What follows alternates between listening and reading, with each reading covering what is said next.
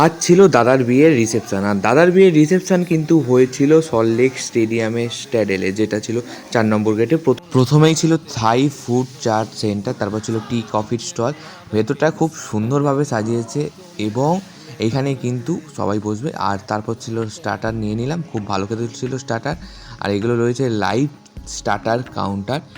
আর এই হচ্ছে ভেতরের দৃশ্যটা, খুব সুন্দরভাবে কিন্তু ভেতরটা এরা ডেকোরেটার করেছে। এই জায়গাটায় কিন্তু সব রকমের স্টার্টারের স্টল, লাইভ স্টল এবং রাতের ডিনারের সব মেনুর স্টল এখানে ছিল। প্রথমে ছিল মকটেল কাউন্টার, মকটেলগুলো খেতে ভালো ছিল।